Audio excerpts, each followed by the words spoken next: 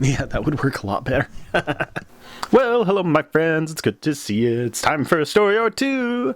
Let's start off with a story about my back and the silly things it did to me all through this last week. You cannot get mad at your back in any way, shape, or form, because it'll get you right from behind every time. So, for example, I threw mine out and it just came right back and caused a crime. It caused me so much pain this last week I could barely get out of bed. Oh, I just kicked the table and made a whole bunch of noise, and let's just stop working with this song. Okay.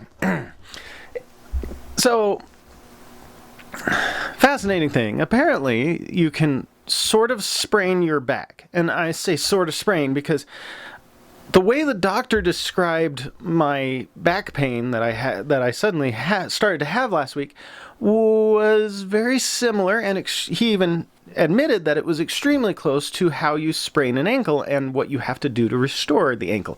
So I've had to ice my back for almost a week, and I've now started doing heat treatments on my back, and I have probably 3 to 5 more weeks left before my back will feel normal. This week in history, something fascinating that happened in 1947. Chuck Yeager broke the sound barrier for the first time. I was totally dumbfounded the other day to be watching some YouTube videos, and I got an ad that really put a shard in my brain. And while I was thinking about it, this is what the gentleman in the ad said before I clicked on the skip ad button. He started out with showing a little bit of a footage of somebody trying to learn from YouTube, and then he pauses it and he's like, "You think you're gonna learn stuff from YouTube?" And that was when I skipped over it, and I could see the evidence of this was preparing to jump into some program or masterclass that this guy had prepared that would be able to allow you to learn massive amounts of information or whatever. But what really bugged me was he was essentially proposing the same product he just shot down. Yes, I think you can learn from YouTube. When you look at it, early in school, you go to school and you sit in a forum where you watch a teacher for many hours, and that teacher teaches to you, lectures to you, and you learn. If you can't make it, what's our first thought? You ask your buddy, "Hey, could you film this for me?" And they say, "Yeah, sure. I'll flip out my phone and I'll record this one for you." And they record it, and you get to watch it later, which is very much like what we have on YouTube. So what we already have on YouTube is a very fascinating conglomeration of stuff. You have hundreds of millions of videos that you can refer to. Yes, there is a lot of stuff that's not going to help your life very much, and there's also a lot of stuff that will. And as long as you're interested in hunting down this information, you'll find what you want to learn.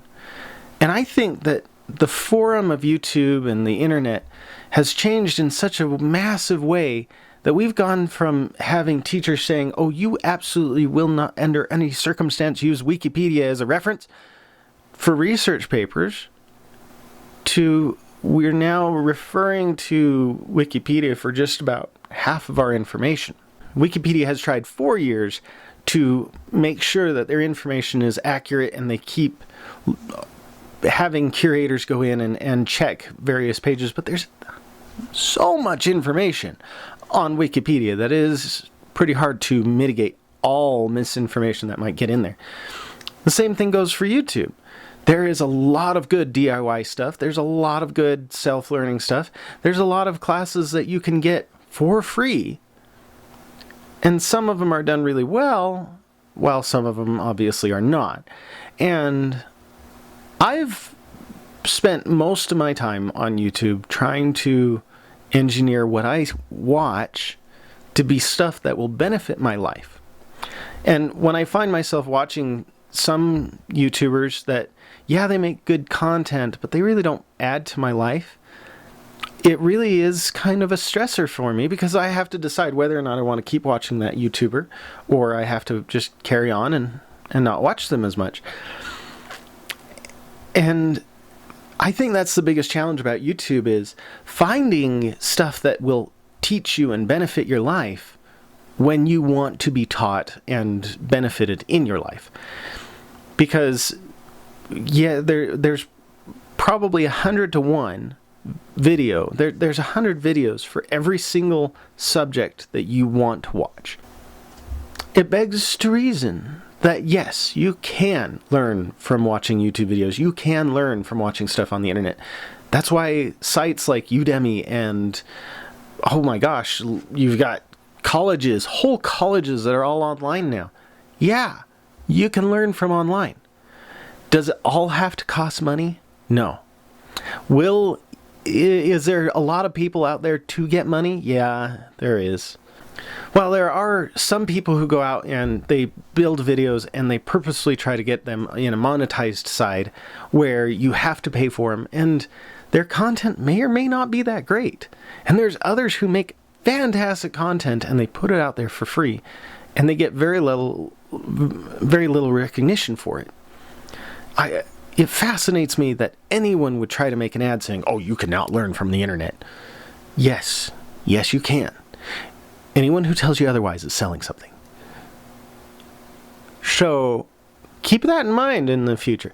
Anyway, if you like the videos that I've produced, I try to keep subjects roving from one to another, and I like to make sure that I uplift someone, at least in every one of my videos.